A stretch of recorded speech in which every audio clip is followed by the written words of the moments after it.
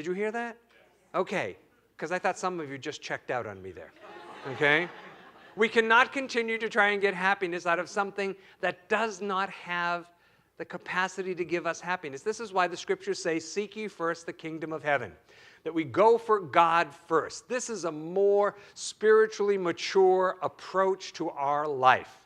You know that if you go for God first, all the other things will start to come into alignment out of that relationship. So it's just a higher state in our development, is to go for God for God. I want to know God. I want to know love. I want to know peace. I want to know that life is good all the time, regardless of what's happening out here. You know, Jesus gave this teaching that if you build your house on sand, the winds come and the rains come and it's all over for your house, right? But he said if you build your house on rock, the winds come and the rains come and your house stands strong. Now, I think that rock is a rock of truth, and that rock of truth is spiritual principles, right? Your house is your spiritual consciousness. Your spiritual consciousness. So you want to build your consciousness not on things that are temporary and things that are changing, and it's not that there's anything wrong with those things. We just have to know that they are not the source of our good, our happiness, our fulfillment. I think that, God does not have a poverty consciousness.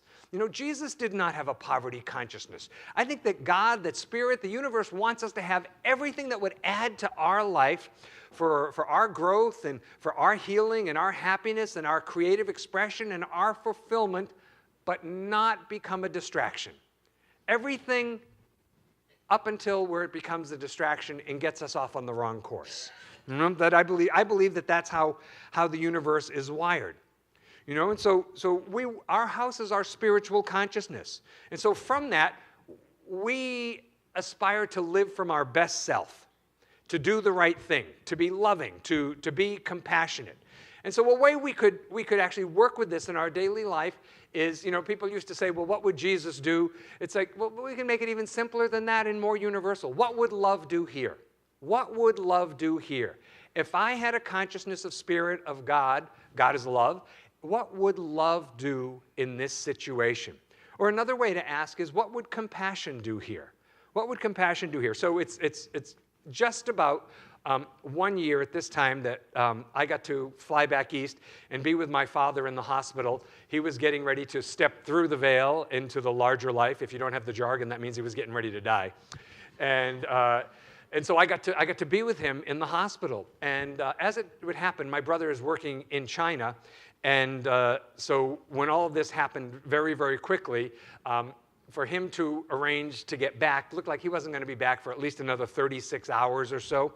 And so the nurse came in and was talking with my mother and I, and so my mother had some decisions to make, and she kept saying, well, I don't know, I want your brother to be here, and will he be upset if he's not here? And so I said, so we went into the other room, and I said, look, Dad trusts you to do the right thing for him.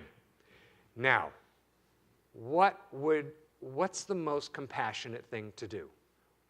Think about that. You sort of like drop down out of all the stuff that's going on in your head, and just like kind of go, chunk. What's the most compassionate thing to do here? And it was incredible. She knew instantly. She knew in that moment exactly what was the right thing for her to do. But the human personality always gets caught in the outer story, doesn't it? The human personality, oh, what will people think? What will people say? How am I going to do that? Or my personal favorite, where am I going to get the money for that? All those things. Or the personality loves, well, this is not good enough. It's got to be better. My life has got to look different than this. It's not good enough. All right? But if we come back to what would love do here?